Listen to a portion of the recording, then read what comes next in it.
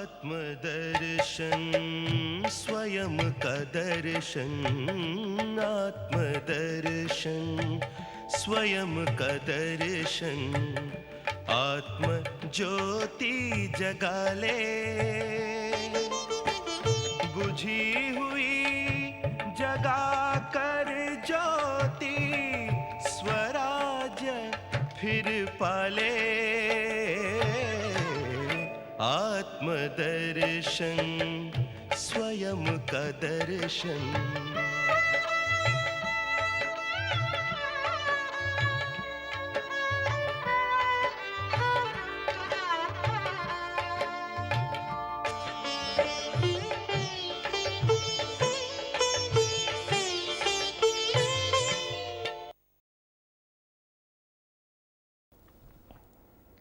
ओम शांति।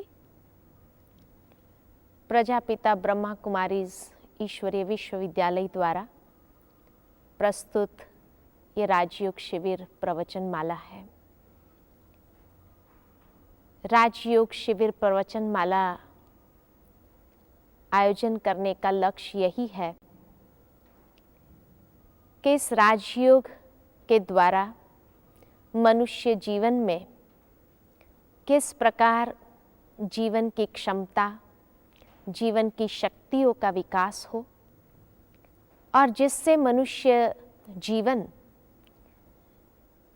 जीने की संपूर्ण विधि, जिससे जीवन की वास्तविकताओं के साथ जीवन की ऊंचाइयों को प्राप्त करे, परंतु फिर भी अपने पथ से हटकर नहीं, पथ पर स्थित रहते हुए चरित्र का निर्माण करते हुए जीवन को विकसित करें।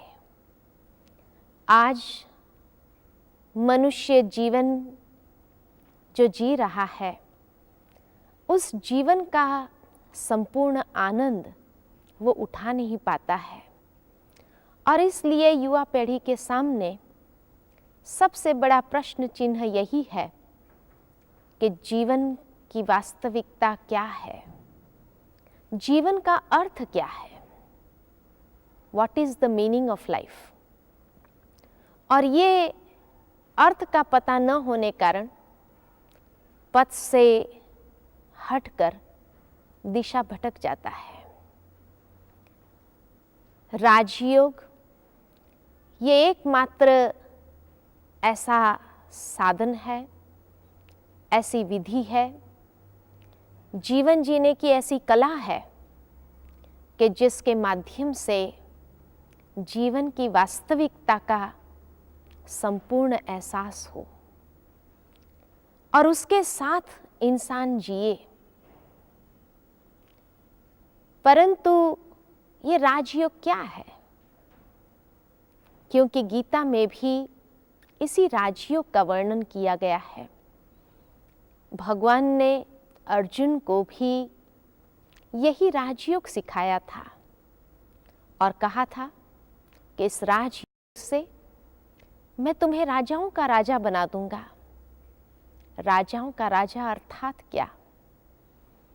मन का राजा कैसे बन सकता है, मन को कैसे जीत सकता है, ऐसे अनेक बातों का उत्तर राजयोग में है।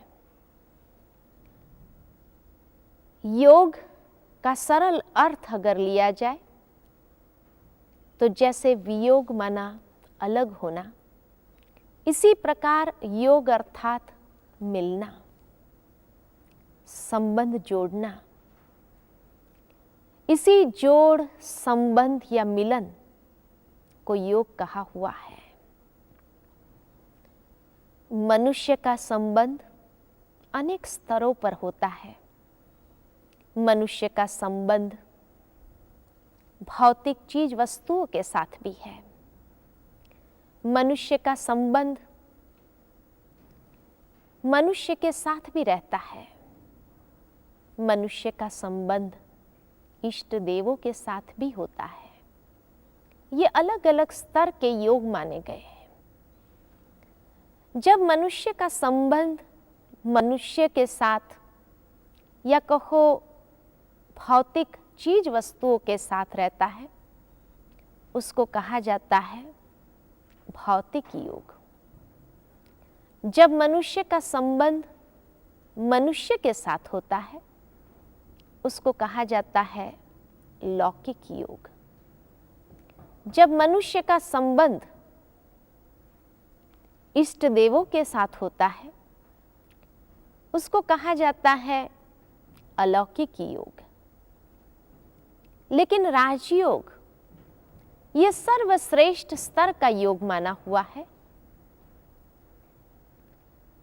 राजयोग अर्थात जहां आत्मा का संबंध पिता परमात्मा के साथ है, ये एक आध्यात्मिक स्तर का योग है और इसलिए इसको सर्वश्रेष्ठ योग माना गया है, क्योंकि जहां दैहिक भान से ऊपर आत्मिक स्मृति में मन और बुद्धि को स्थिर करते हुए पिता परमात्मा के साथ वो संबंध जोड़ने की बात है। और इसलिए ये योग स्वयं भगवान ही सिखा सकता है कि कैसे उस आत्मिक स्मृति में मन को टिकाकर उसके साथ संबंध जोड़ा जा सकता है। परंतु उसके लिए आत्मा का भी संपूर्ण ज्ञान होना आवश्यक है, तो पिता परमात्मा का भी संपूर्ण ज्ञान होना आवश्यक है, क्योंकि तभी इस विधि से ये संबंध जोड़ा जा सकता है। दूसरा, इसको राजयोग इसीलिए कहा हुआ है कि जैसे कहा जिससे राजाओं के राजा बन जाते हैं, और राजाओं के राजा अर्थात सर्वप्रथम अपनी इंद्रियों के ऊपर राज्य प्राप्त करना, क्योंकि जिसने स्वयं के ऊपर राज्य प्राप्त किया है वही मन का राजा भी बन सकता है, जिसके लिए कहा मन जीते जगत जीत। जिसने मन को जीता है उसने जगत को जीता बराबर है। और मन को जीतने की विधि इंद्रिय जीत बनना है। अक्सर मनुष्य का मन भटकता है, यही उसकी शिकायत बनी रहती है जीवन में। क्या करे, मन बहुत भटकता है, मन वश नहीं होता है। मन कहाँ जाता है, थोड़ा सा अगर उसका रिसर्च करे, कहाँ कहाँ चला जाता है। भगवान के सामने जब बैठे होते हैं या एकांत के समय जब बैठे होते हैं, मन चला जाता है। जरा पीछा तो करे, कहाँ जाता है। देखा जाता कि मन अक्सर वहीं जाता है जहां कोई न कोई इंद्रियों की चंचलता होती है। उसी इंद्रियों के पीछे मन जाता है। मान लो कि दिन भर के समय में किसी के साथ बात करते करते ये मुख ने कोई चंचलता की, पर चिंतन या किसी की ग्लानि निंदा की बातें सुना दी, आवेश में आकर के या एक्साइटमेंट में आकर के कुछ ऐसे शब्द निकल गए कि जो उचित नहीं थे, योग्य नहीं थे, परंतु उस समय उस इंद्रियों को कंट्रोल न करने पाने कारण वो शब्द निकल जाते हैं। निकलने के बाद अपने कर्म में व्यस्त हो गए तो उस बात का एहसास भी नहीं हुआ। परंतु जैसे ही एकांत के समय अपने आप से बैठे हैं या अक्सर जब भगवान को याद करने बैठते हैं, उस समय वो सारी घटना याद आती है। अरे, आज मेरे मुख से ये बातें निकल गई जो मुझे कहनी नहीं थी। क्या करें, अपने आप को जस्टिफाई करने की बातें सोचने लगते हैं कि नहीं नहीं, मैंने जो किया वो ठीक ही किया। बैठे हैं भगवान के सामने, हाथ में माला भी होंगी, लेकिन मन चला जाता है। जहां दिन भर में जिस प्रकार से भी उसकी इंद्रियों की चंचलता हुई उसके पीछे पीछे,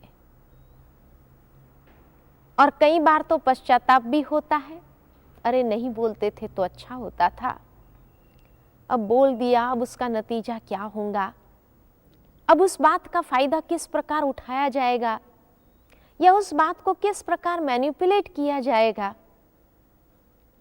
आदि आदि आदि। मन चला गया। कहाँ गया? मुख की चंचलता के पीछे गया।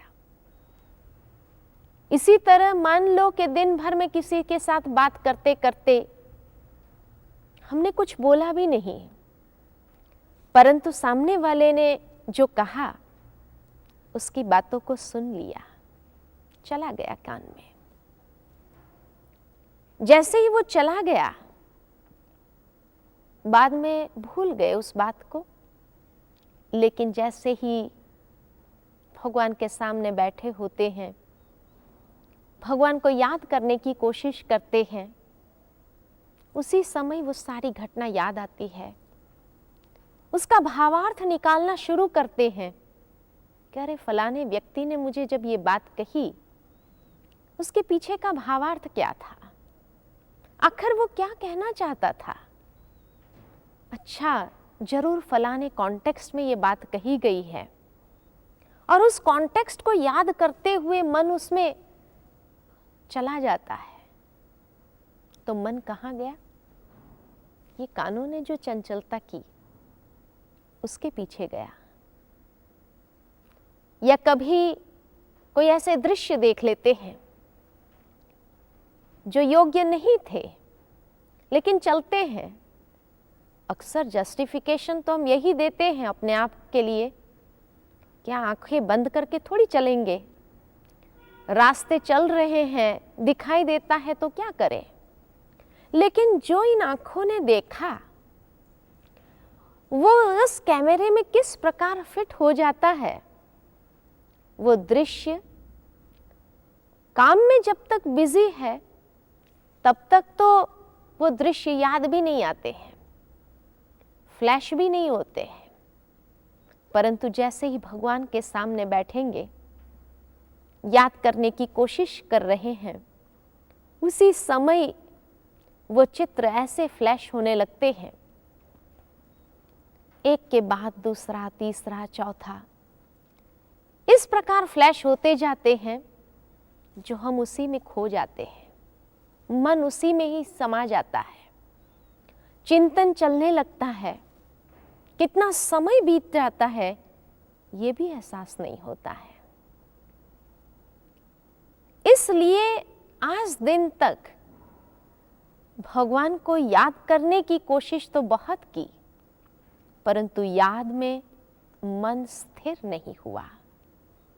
फिर हम मन को दोषी बना देते हैं कि मन बड़ा दुष्ट है, मन बड़ा पापी है, मन बड़ा नीच है, वश नहीं होता।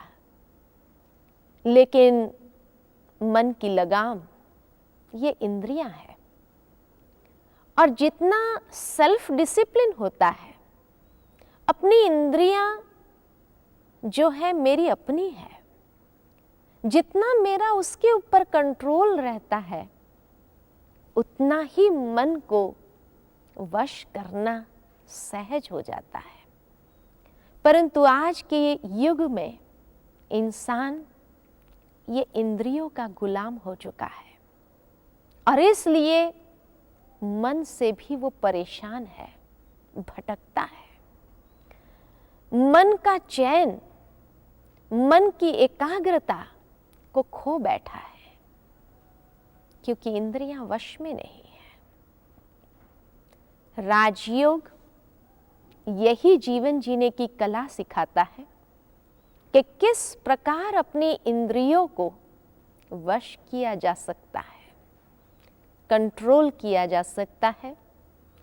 सेल्फ डिसिप्लिन अपने जीवन में आ जाए तो वो मन को वश करना कोई बड़ी बात नहीं है। और मन जीते जगत जीत सहज बन सकते हैं। राजाओं का राजा सहज रूप से बन सकते हैं। उसके लिए कोई घर बार छोड़ने की आवश्यकता नहीं है, क्योंकि अक्सर मनुष्य ये समझने लगता है कि मन को जीतने के लिए, मन को वश करने के लिए इस दुनिया में रहकर करना ये असंभव हो जाता है। हाँ, कहीं दूर जंगल में चला जाए, कोई ऐसी साधना को सीख ले, कोई ऐसे गुरु के पास चले जाए तो सहज हो जाएगा। नहीं, भगवान ने गीता में कभी भी अर्जुन को ये शिक्षा नहीं दी कि हे अर्जुन, तुम अपना गृहस्थ छोड़ दो, जंगल में चले जाओ, तब तुम मुझे प्राप्त कर सकोगे, तब तुम ये राजयोग सीख सकोगे, तब तुम राजाओं के राजा बन सकोगे। नहीं, कहीं पर भी गीता में इस बात का उल्लेख नहीं है।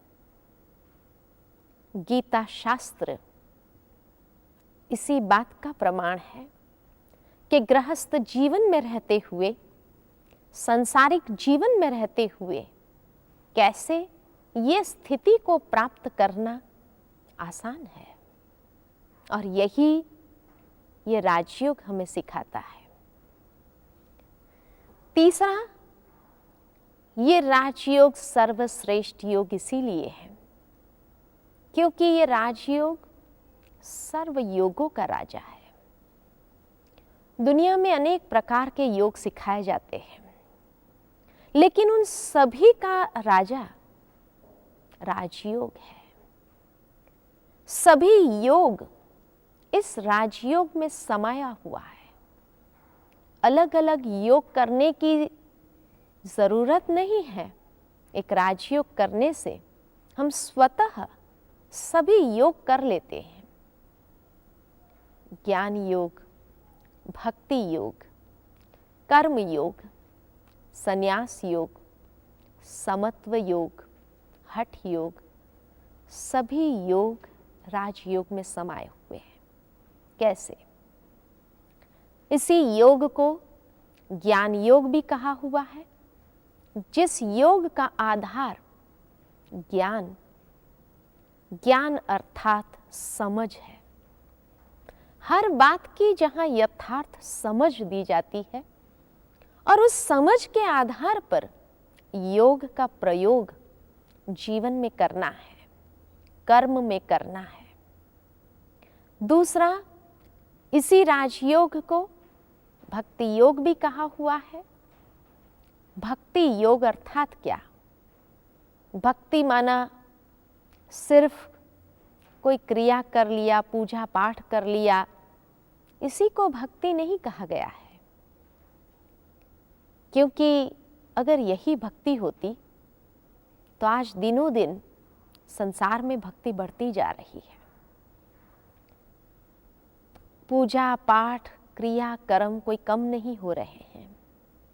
मंदिर बढ़ रहे हैं, पूजाएं बढ़ रही है, लोगों की भीड़ बढ़ती जा रही है, फिर भी भक्ति का अनुभव नहीं हो रहा है।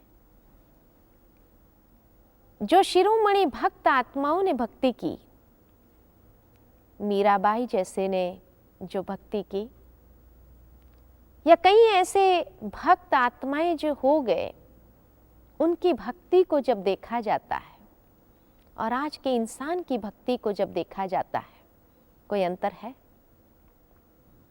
जरूर नजर आ रहा है। क्या अंतर है?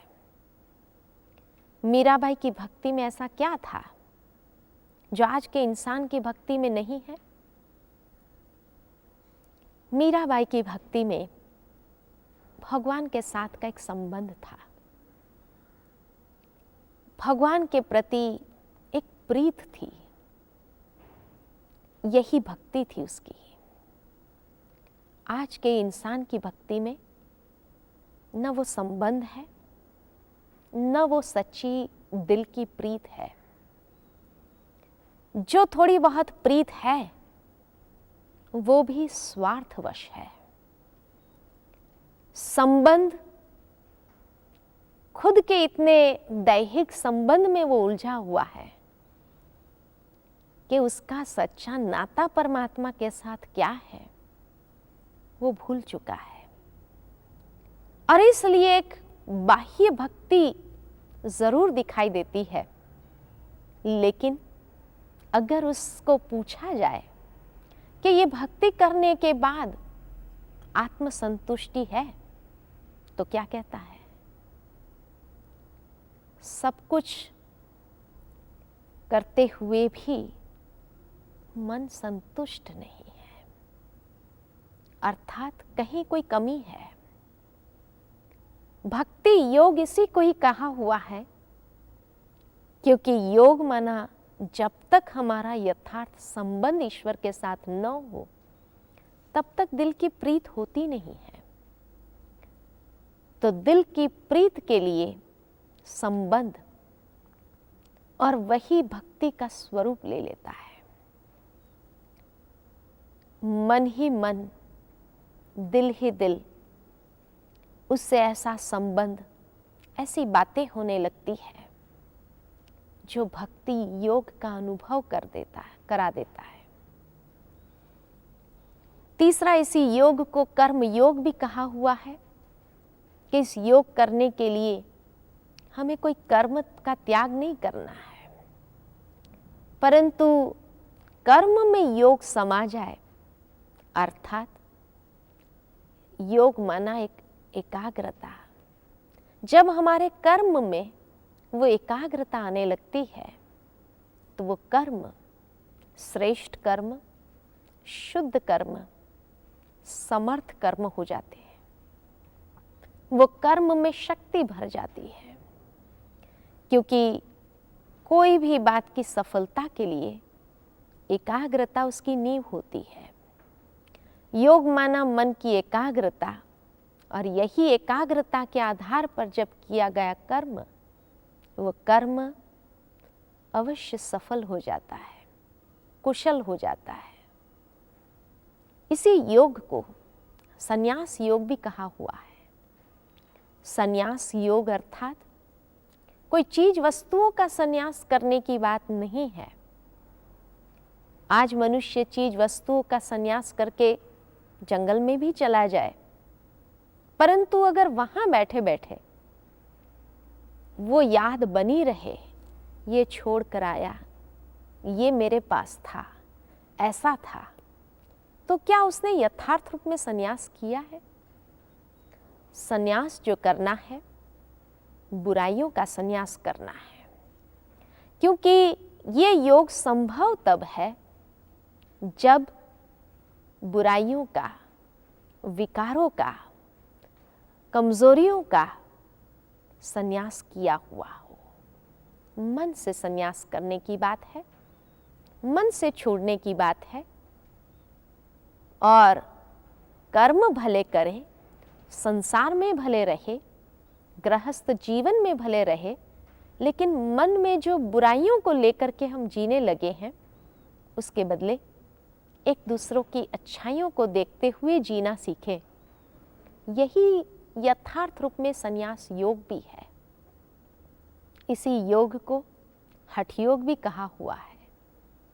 हठ योग अर्थात कोई हठ आसन की बात नहीं है। हठ यानी दृढ़ता। जब हमारे मन के अंदर दृढ़ता आ जाती है, हठ आसन में तो एक दृढ़ता ले आते हैं अपने शरीर के अंगों को एक पोस्चर में स्थित करने लिए, और कितने दिन तक, कितने समय तक उस आसन में उस दृढ़ता के साथ स्थित हो जाते हैं। यहाँ मन के अंदर दृढ़ता लानी है और दृढ़ता लाते हुए हर कर्म करना है, क्योंकि कहा जाता जहाँ दृढ़ता वहाँ सफलता है। डिटर्मिनेशन लीड्स टू सक्सेस, इसीलिए उसको हठ योग भी कहा हुआ है और इसको समत्व योग भी कहा है कि जहाँ मन और बुद्धि का संतुलन हमें अपने जीवन में ले आना है। यही संतुलन जीवन को श्रेष्ठ दिशा हमेशा प्रदान करता रहता है। जहाँ संतुलित जीवन है वहाँ कोई भी प्रकार की बाधा नहीं आती है। बैलेंस लाइफ हर एक जीना चाहता है, लेकिन जब मन और बुद्धि का बैलेंस होता है तो जीवन में, कर्म में, व्यवहार में, संबंध में, हर क्षेत्र में बैलेंस आ जाता है। और यही बैलेंस जीवन जीने की श्रेष्ठ कला है। ये राजयोग सर्वश्रेष्ठ योग इसीलिए माना हुआ है। ओम शांति।